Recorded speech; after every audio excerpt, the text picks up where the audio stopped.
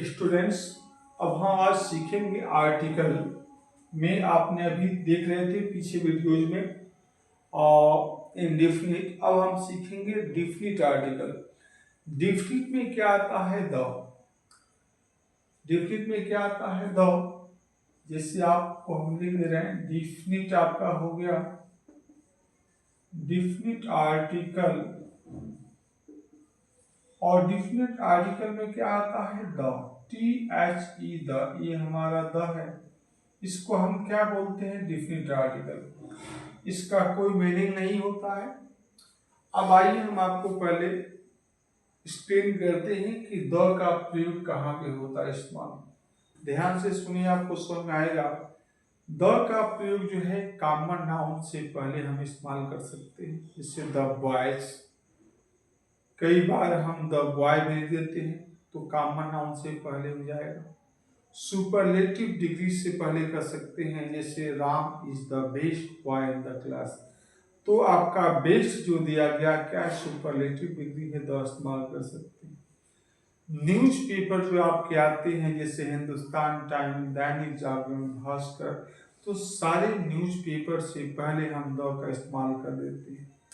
At the railway station कर सकते हैं, द लग जाता है। एट द बस स्टॉप ऐसे कर सकते हैं।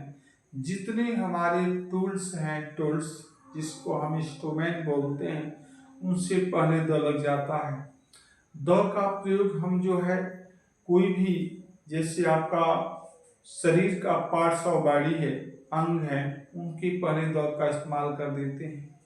द का प्रयोग दुनिया में कोई यूनिक चीज हो, यूनिक का मतलब अकेला हो, जैसे the sun, the moon, the earth यानी प्लेनेट से पहले द का प्रयोग कर लेते हैं। द का प्रयोग जो है हिस्टोरिकल बिल्डिंग से पहले भी किया जाता है। The Jama Masjid, the Qutub Minar, the India Gate, इस तरीके से कोई भी हिस्टोरिकल प्लेस दिया गया है बिल्डिंग से। आपके रिलीजियस बुक से पहले भी द का इस्तेमाल होता है, जैसे the Ramayana, the Mahabharata, the Quran, the Bible. The का प्रयोग हम वहां भी कर लेते हैं जहां पर किसी समुदाय का, जैसे the Sikh, the Hindu, the Muslim, the ईसाई, इस तरीके से द का प्रयोग करते हैं।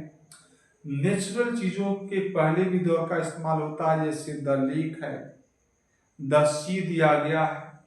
रिवर से पहले हम द का इस्तेमाल कर सकते हैं, the Ganga, the Sutlej, the Yamuna, the Kaveri.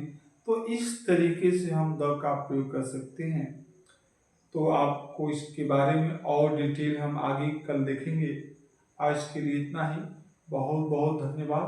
तो ध्यान से सुनिए, ध्यान से पढ़िए, और अच्छा लगे तो इससे कुछ नया सीखिए और अन्य बच्चों को भी सीखने का मौका दीजिए। इसलिए आपके पास, हमारे पास यही विकल्प है कि इनको हम ज़्यादा से ज़्यादा इस वीडियोज़ को बच्चों तक पहुंचाएं, जिससे कि उनका भी भला हो। Thank you.